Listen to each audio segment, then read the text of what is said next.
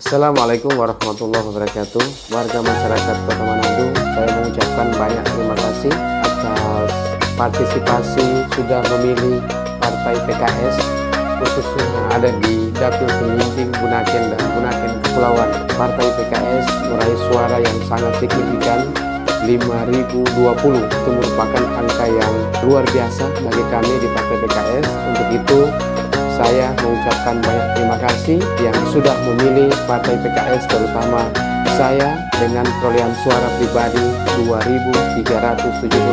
Insya Allah mudah-mudahan apa yang sudah diamanahkan kepada kami akan jaga selama 5 tahun ke depan, dan mohon doanya ingatkan kami dalam proses perjalanan politik ini. Mudah-mudahan kami bisa memaksimalkan kerja-kerja di DPR ke depan untuk mengawali bulan yang penuh dengan rahmat ini. Saya memohon maaf bila mana dalam proses politik selama kampanye sampai dengan pemilihan saya terpilih sebagai anggota DPR Kota Manado periode 2024-2029 ada salah, ada hilaf saya atas nama pribadi, tim pemenang. Mohon maaf, beribu maaf. Di bulan yang penuh dengan rahmat ini saya mengucapkan marhaban ya Ramadan. Mohon maaf lahir dan batin. Assalamualaikum warahmatullahi wabarakatuh.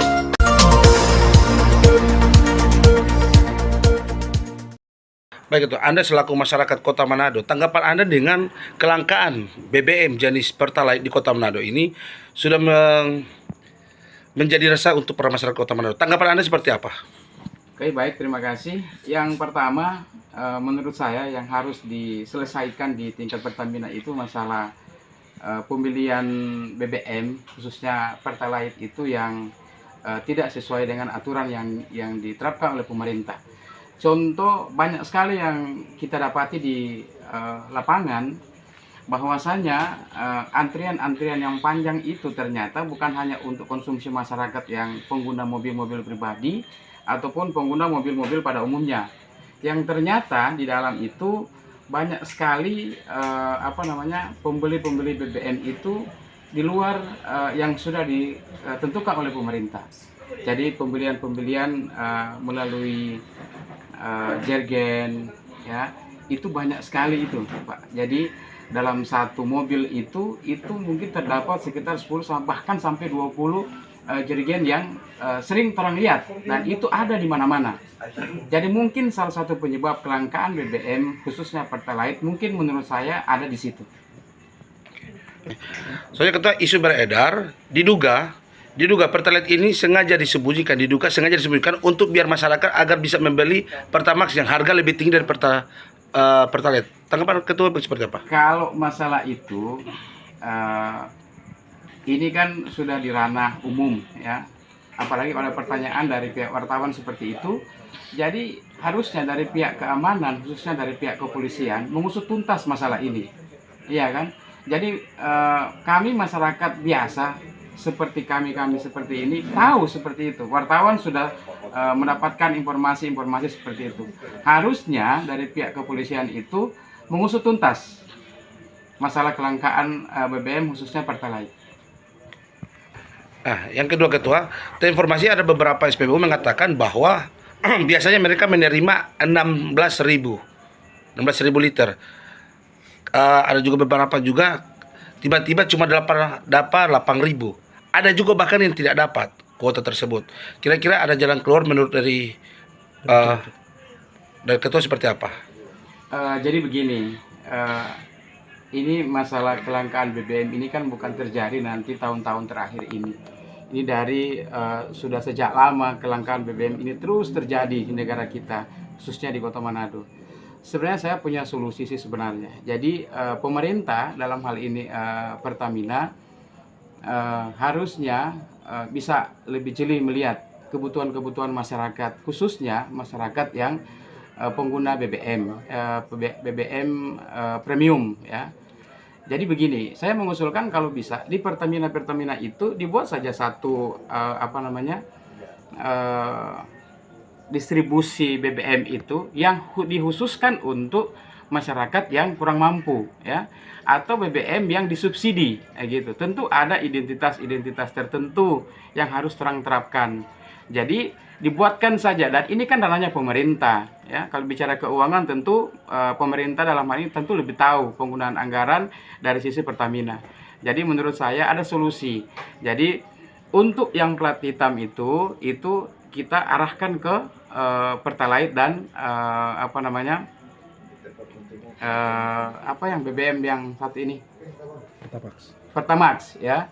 Dan untuk premium BBM yang disubsidi oleh pemerintah itu dibuatkan khusus satu pengisian BBM di situ, dan itu memang semua mengarah ke situ untuk BBM yang disubsidi oleh pemerintah, biar tidak campur aduk seperti itu. Jadi yang masuk ke pompa khusus itu dibuatkan satu untuk masyarakat atau pada masyarakat umumnya yang disubsidi oleh pemerintah. Kira-kira seperti itu.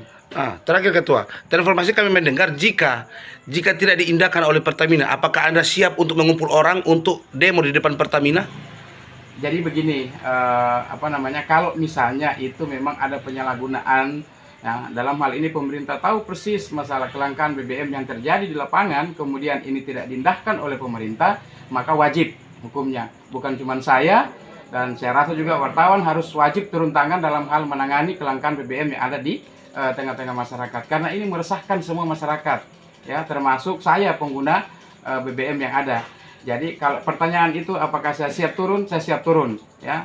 Dan bukan cuma saya juga berharap semua elemen-elemen yang terkait dalam hal ini yang pengguna BBM wajib untuk mengamankan ini. Ketua, satu lagi, bagaimana solusi enggak cara menghilangkan penjual-penjual eceran itu di pinggir jalan itu kita, supaya kelihatan dorang yang jaga menghabiskan Pertalite di Pertamina itu. Apakah ada solusi, Ketua? Jadi begini, masalah depot-depot kecil itu yang ada di pinggiran-pinggiran jalan, ini sudah bukan lagi rahasia umum, ya. Semua pada tahu.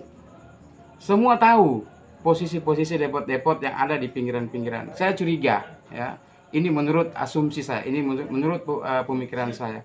Itu sengaja dibuatkan itu untuk karena harganya berbeda, ya. Jadi harga di Pertamina dan depot itu berbeda jauh.